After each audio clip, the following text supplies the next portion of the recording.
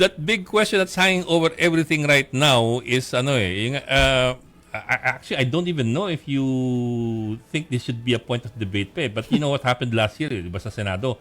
Inakyat yung articles of impeachment sa Senado, nag-bounce back sa Kongreso. Yeah. So the question now Yeah. is, yes sir, but the question now is, I suppose, what would stop that from happening all over again? I know we've heard Tito Soto talk about it already, na gusto niyang The next day siya. action na Convene kagad. agad. But you know how things are. Leaderships can change. Yeah, pero Yes sir.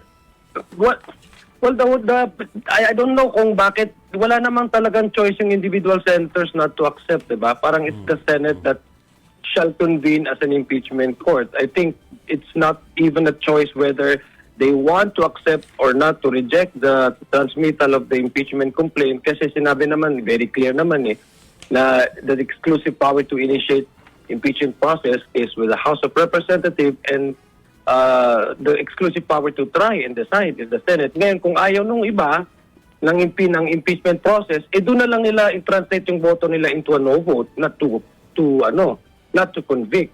Pero to make use of their individual decision as a way to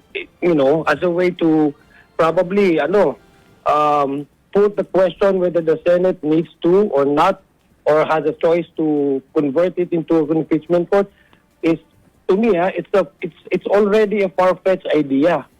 Kasi unang-una, kailangan talaga nilang ang sabi nga ng Constitution, forthwith Yes sir. dapat agaran diba? So, saan doon sa sinabi sa Constitution that gives power to individual senators to put this into a subjective, to put the acceptance of the complaint into a subjective discussion, whether gusto nila o hindi. Ang narinig ko nga, kung hindi daw mananalo yung yes, yung boto to accept, baka hindi daw sila mag-convene. That is a very dangerous way of thinking para sa akin. Kasi mawawala yung pinaka-purpose at saka pinaka-objective kung bakit meron pa impeachment process na nilalagay dyan ng mga framers ng Constitution.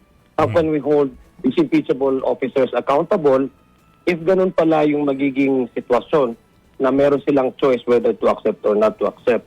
Yes sir. Sa palagay ko, that's already a dangerous route, no? It's a Yes, sir. dangerous thing to Yes, to sir. even contemplate on. Well, certainly, sir, we're not, we are not lawyers here, pero even we were surprised last year, I suppose, when something that was never in the books or on the table or in the statute, the books of the statutes or the Constitution, bigla merong remand. And you know what happened there? Actually, and basically, yun ang isang malaking question, malaking naging issue din, di ba?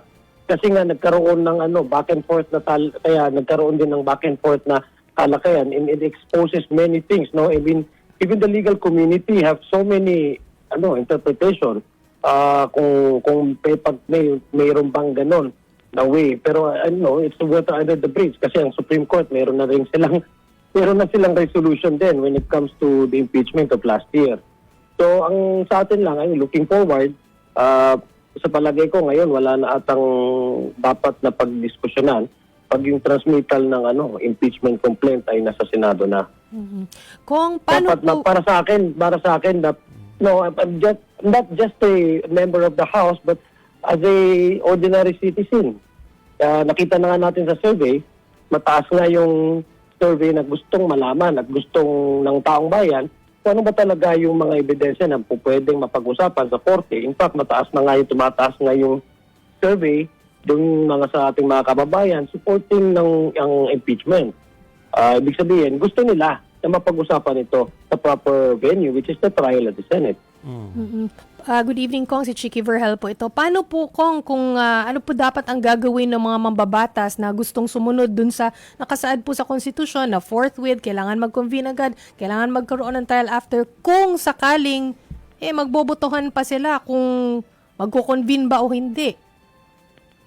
No, I mean, that's, kasi sinabi naman din doon sa ruling Supreme Court, yung forthwith, na definition nila sa forthwith is hindi naman right away. This is what surprises me also, because the Supreme Court came came out with their definition, yung forthwith, no? But it's not supposedly it's not an unreasonable, it should not be unreasonable delay. Then, so hindi natin alam kung anong unreasonable delay from that of the not necessarily na immediate. So, titingnan natin kung anong magiging pasya ng Senado dyan, because to me, that would also be a subject for